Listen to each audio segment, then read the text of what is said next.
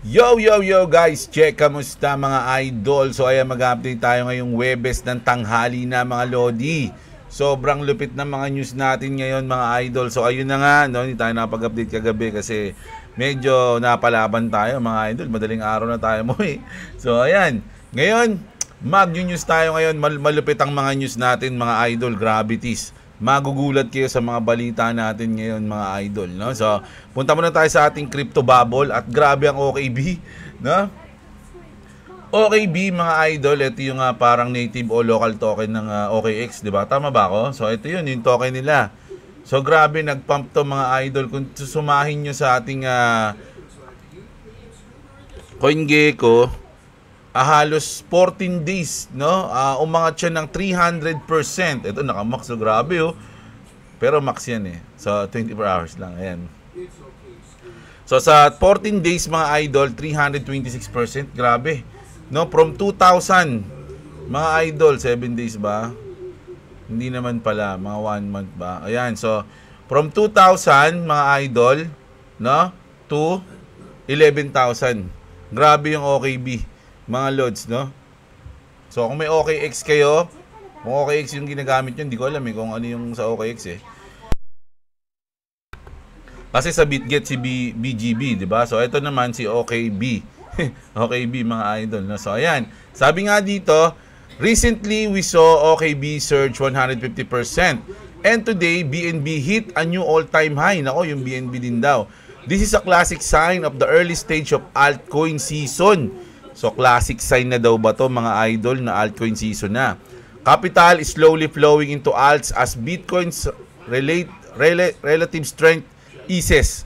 Yan, we don't know exactly when the explosion will come, but we need to stay watchful. So, hindi mo talaga malalaman yan mga lods. Walang timbre kung lilipad yung isang coin. So, kailangan mo lang magbudega. Ganun lang yun. Kapag lumipad, thank you. Diba? So abang-abang lang mga idol. Diyan minsan natatali yung mga iba, no, na ang tagal nilang hawak, tapos nagliliparan na yung iba, yung coins nila hindi lumilipad. Ngayon nilipat nila yung coins nila. Paglipat nila saka lumipad yung coins nila. So ganun. Ganun yun. Ang dami ko nakitang ganun nung nakaraang bull market. Mga idol. So ingat-ingat lang at waiting lang. Kung may tiwala naman kayo sa mga binudegahan nyo, 'di ba? Ganun lang 'yun mga idol. Huwag kayo masyadong mainip. Diba? So ayan, bago tayo mag-start ng news natin, grabe si OKB kasi. Ayan, no? Bago tayo mag-start ng news natin, mga idol, palike muna ng ating video. Syempre sa mga gusto ng ganitong content, news update everyday, global news trending sa ating Twitter or X, mag-subscribe na kayo sa ating channel, no? So ayan, gravities. Mag-start na tayo ngayon. So punta muna tayo dito sa local natin, mga idol. Nakita ko ito ngayon lang, 59 minutes ago.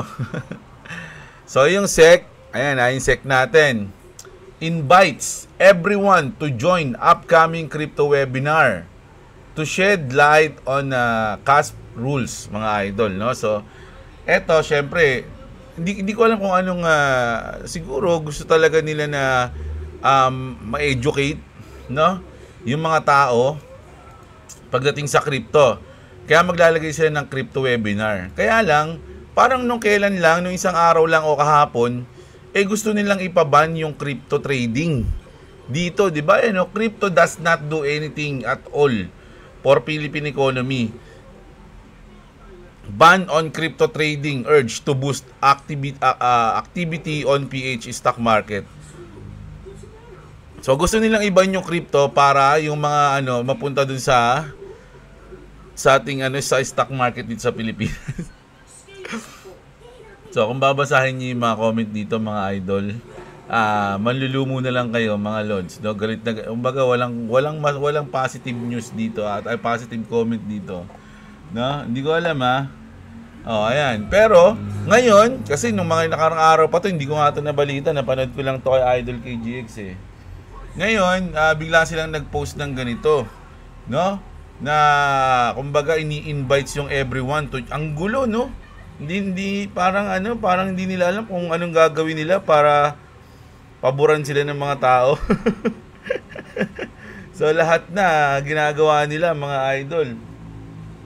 Anong mako-comment nyo dito? mga idol. Pero kung maganda naman, no, kung may educate naman talaga yung mga tao, why not? Why not na anuhin natin, tignan natin kung ano yung kung ano man yung mga nasa webinar nila, mga idol, no. Naalala ko tuloy na ito na naman eh. Naalala ko tuloy yung pinanood ko kay anong pangalan, Bodzilla ba 'yon? Bodzilla ba 'yon? Yung magaling na ano rin na content creator. Kinontent niya yung crypto.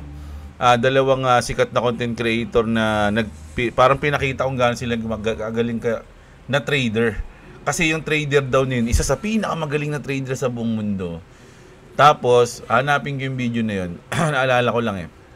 Tapos, nag-trade sila. No? Pinakita nila, ganyan. Tapos yung trader na yun, daming kotse, ang yaman. Tapos yung interview niya, yung pala, galing pala yung yaman niya, hindi sa trading, kundi sa mga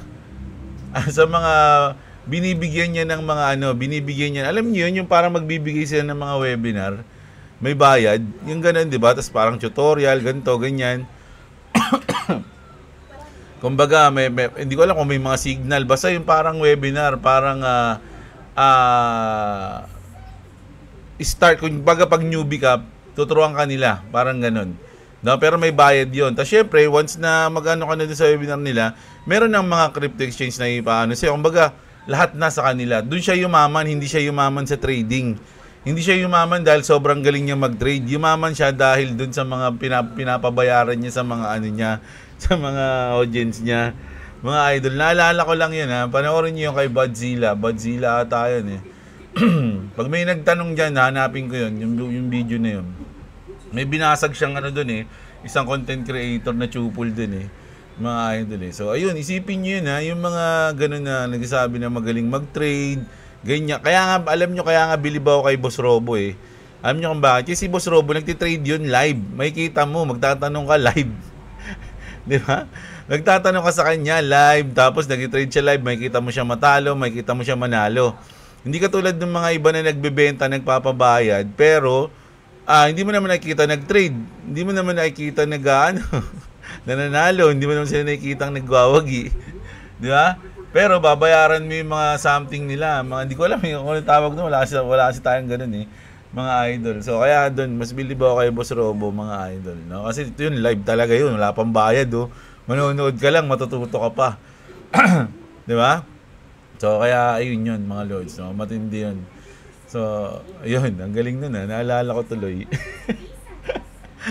So, ganyan sa ulit. Balik tayo sa news. Ano tayo tuloy eh. Kung sa OKB, may magandang news kasi syempre nagpump yung coins. Sa BitGet din meron, mga lodi. Ito mas matindi naman to. BitGet wallet launches the first RWA o Real World Asset Index in crypto. Ano to? Ano ibig sabihin nito? Traders can now access perpetual contract tied to Tesla, Nvidia, and Circle, offering up to 10x leverage. So hindi lang crypto ang matitrade mo, mga hindi na lang crypto matitrade mo, pati tong mga shares sa Tesla, sa Nvidia, no? Dito sa BitGet, mga idol, no? Yung traditional TradFi, mga idol, kasama na dito sa BitGet, no? Maganda to, mga idol. 'Di ba? Pwede ka na rin mag-trade sa kanila. Hindi ko actually ngayon ko lang nakita tong news na to eh. Nakita ko lang BitGet news kaya ko na ngayon kung ano nabasa eh. Ayan, no. 'Di ba? So ibig sabihin hindi lang mga crypto na yung matitrade mo doon. Grabe, no? 10x leverage, hanggang 10x leverage, mga idol, pwede tayong mag-trade. Magti-trade tayo sa Tesla, sa Nvidia. 'di ba? Matindi to, mga idol. Good news to sa BitGet. Sa mga wala pang crypto exchange diyan, check nyo yung link natin dyan sa description, mga idol. No? Siyempre, ban na yung browser. Pero kung sa cellphone gamitin nyo yung code natin na MRRF. Ano yun? Marami kayong bonus dun. Tsaka discounts, mga lods. No? Ayan. So, grabe. Grabe. So, crypto exchange to mga lodi. Hindi to mga tutorial. So, ayan. Punta na tayo dito. Grabe, no? Yung mga crypto exchange ngayon, parang nagiging na-hype pa. Tignan nga natin yung BNB. Kasi yung BNB, nag-all-time high din to, mga idol eh. Grabe naman, nag-all-time high nga. Ngayon lang 24 hours. Oh, dito banda ngayon lang nag-all time high siya. 50,000 pesos mga lods or USDT natin. $800, no? 867. BGB natin. Nako, mukhang kailangan ko magbudega ng BGB Mukhang papahuli ba ang BGB? Mga lodi, bumibelo lang ata to asa na tayo ngayon? Nag 475 tayo ngayon. Ayun ba yung all-time high niya? Hindi. Ay, hindi pala mga lods, no? Nag-ano pala to? Nag $8 pala to. So, nasa 50 tayo? 50%. Oh, gaano kahalaga ang 50% sa chart? Nasa 50% tayo ngayon mga idol. It's either bababa o tataas to mga lodi. Nako, mukhang kailangan natin ng matindi-tindi dito sa BGB O, ayan. Sana tayo? Napunta na tayo dito sa natin, mga news na nakaka-apekto sa market or something. Elon Musk is reportedly putting a pause on his plans to launch his pro-Bitcoin America Party. So, di ba, kasi nga, siya nga sana yung magiging third party, mga idol, di ba? Natatandaan niyo yun? Nung nag-away si Trump tsaka si Elon Musk, di ba, may Democrats tsaka Republican. So, si Elon Musk gagawa siya ng isa pang party, yung America Party.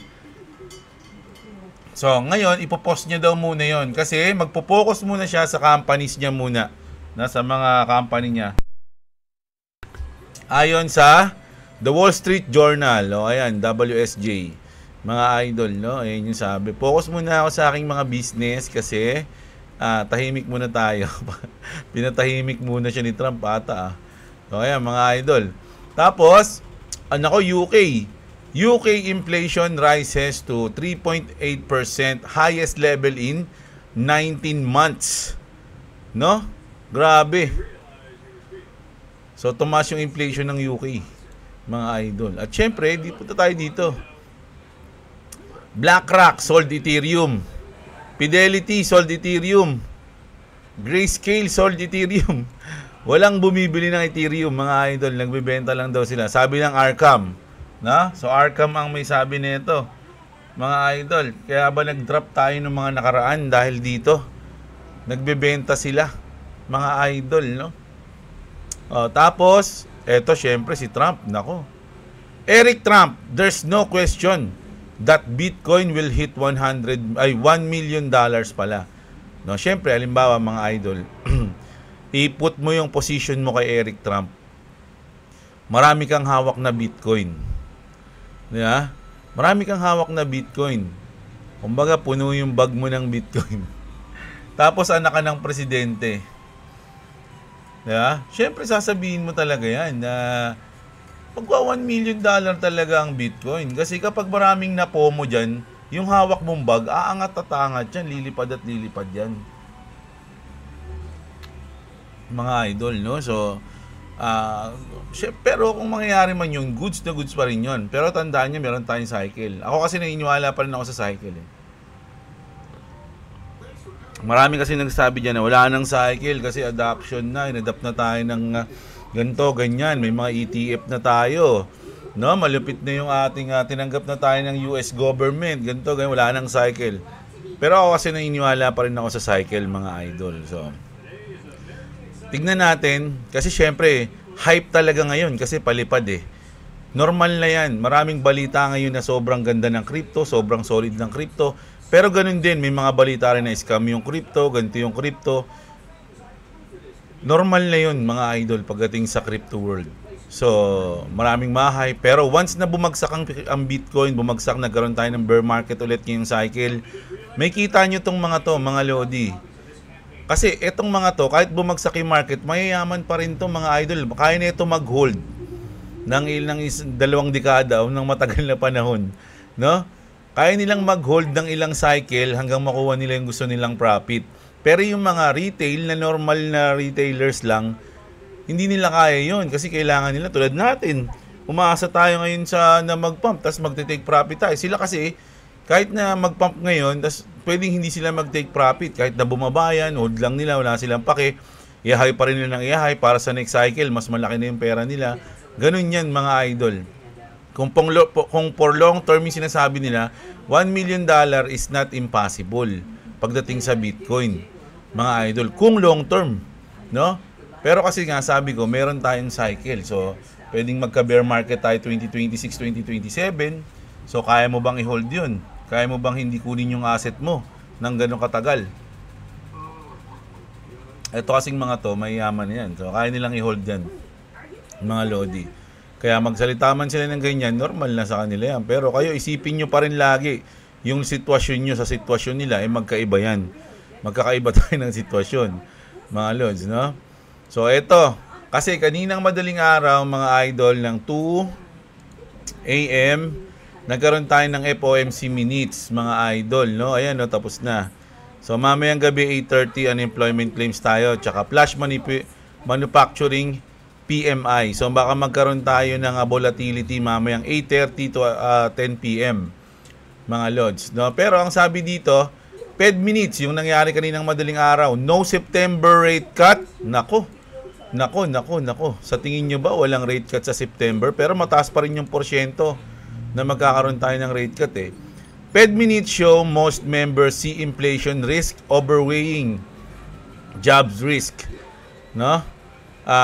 They supported holding rates steady, and without weak payroll data, a September rate cut might not even be considered. Nako, maraming umaasa sa September rate cut, mga idol, no? So, kung hindi man tayo magkakaroon, depende pa rin yan, mga idol, kasi kung tutusin, alt season na eh.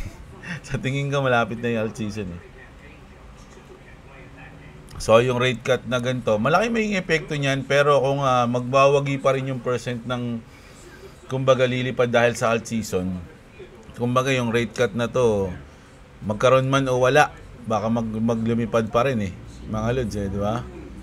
So, sabi nga dito ni Chairman Paul Atkins, mga idol, the President Working Group on Digital Asset Markets released clear recommendation for the SEC, and we're setting out to implement them as soon as we can. So, minamadali na nila yan, mga idol. Parang eto. Na? Parang eto, mga idol.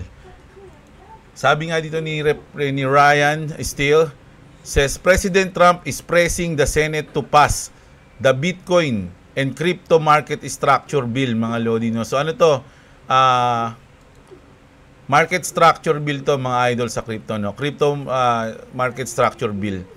Kasi syempre si Coin Bureau yan, kaya lalagay niya talaga ng Bitcoin yan. Pero walang Bitcoin dyan sa pangalan na yan. Ayan.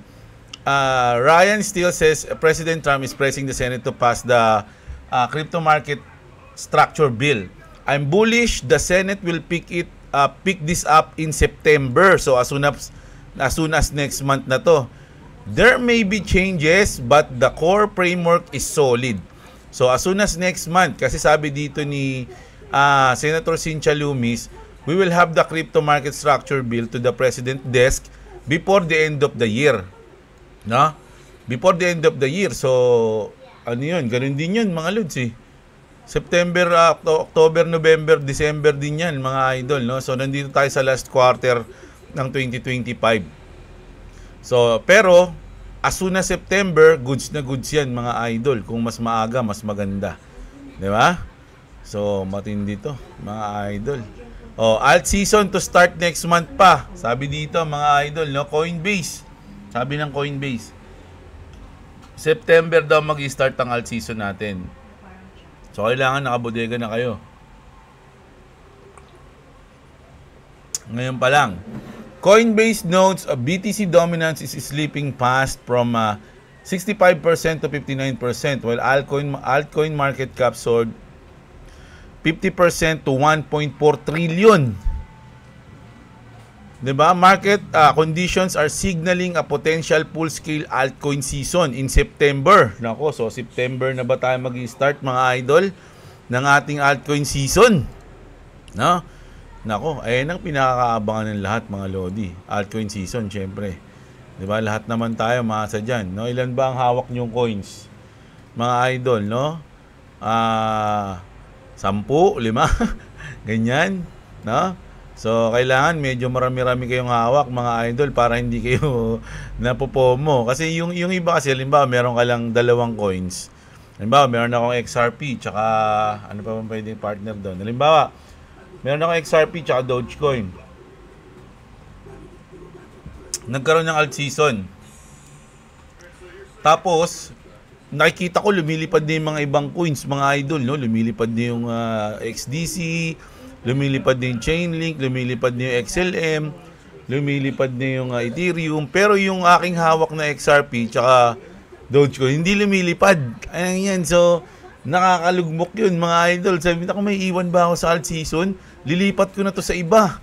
No, lipat ko muna to kung saan yung lumilipad. Tapos paglipat mo doon, iniwan mo yung coins mo, doon nalilipad yung coins mo, mga lodi. Hindi mo inintay yung time to shine niya. May ganun eh. No, hintayin mo yung time to shine ng coins mo. Yung iba kasi nangyayari, ganun. Lumilipat sila, tapos sa paglipat nila, saka sila iniiwan ng coins nila, mga idol. Kaya mas maganda, para hindi mo maramdaman yung mga ganon, damihan mo, mga idol, no? Damihan mo yung coins na hawak mo. Pwedeng 10, pwedeng 5. Para kung hindi man lumilipad yung isa, yung 2, o yung lahat, 8, di lumilipad, okay, 5, hindi lumilipad. May mga coins ka na lumilipad, na dadamay. Ayun yung maganda, Kaya, para hindi ka napopomo, mga idol, mas maganda yung ganun. No? So, ayun Kaya dapat sa alt season, ready kayo lahat. Mga lodi. Na? So, ayan.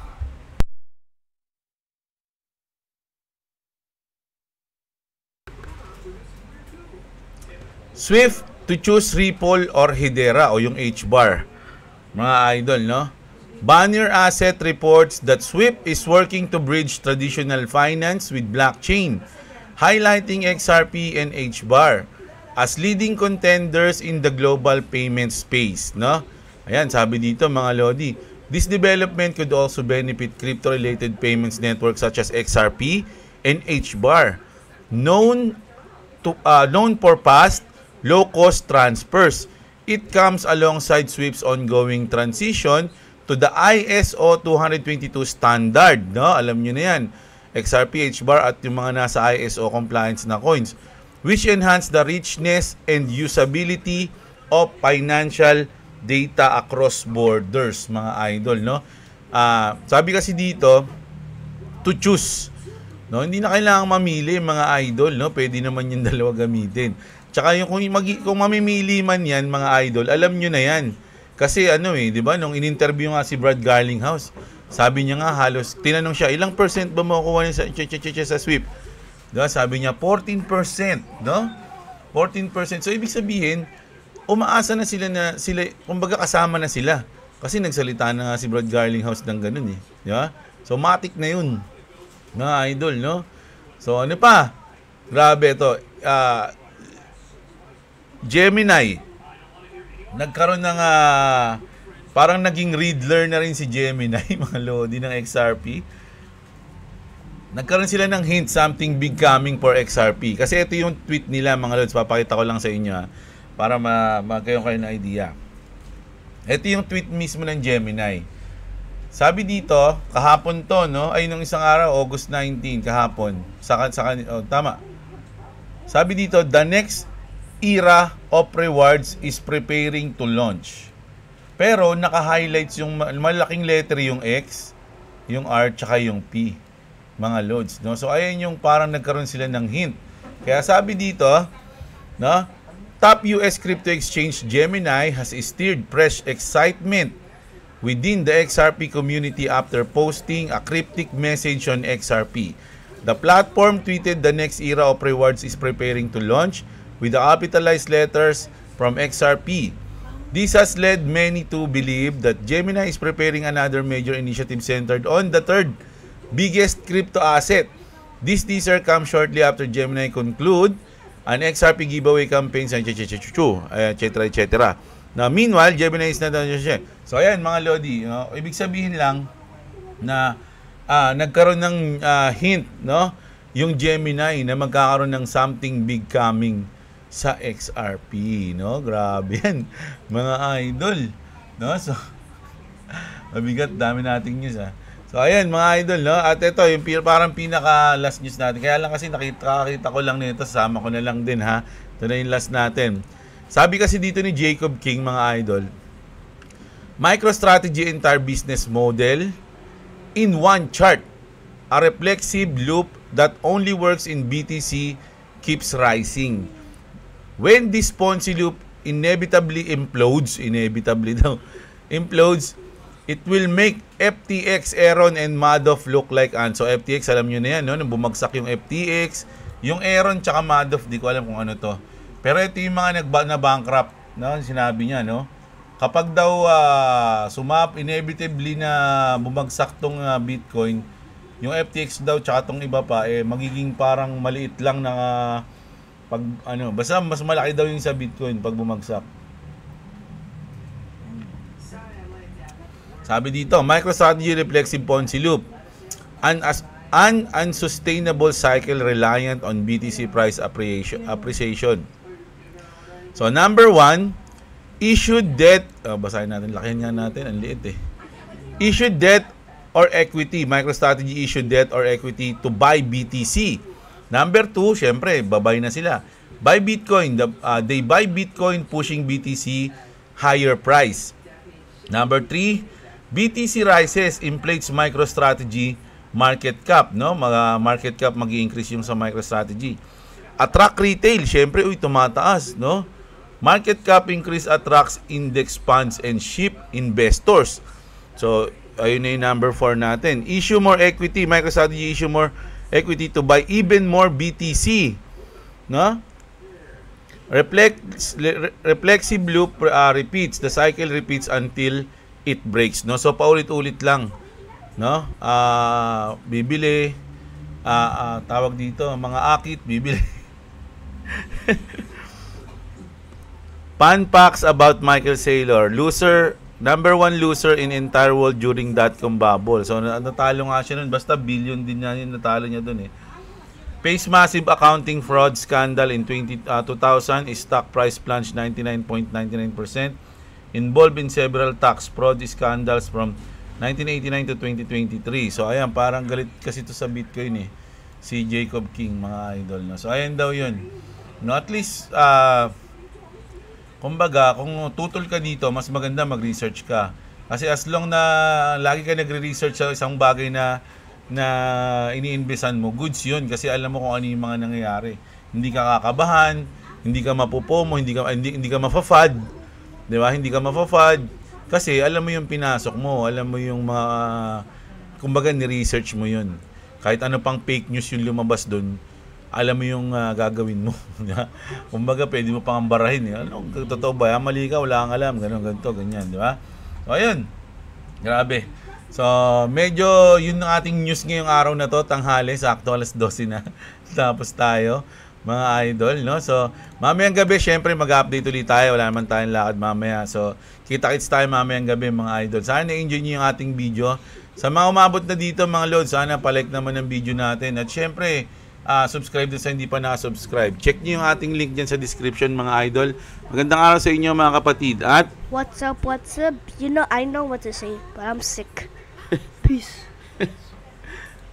May lagnat kasi si Boy WhatsApp eh. O, ayan. Bye-bye.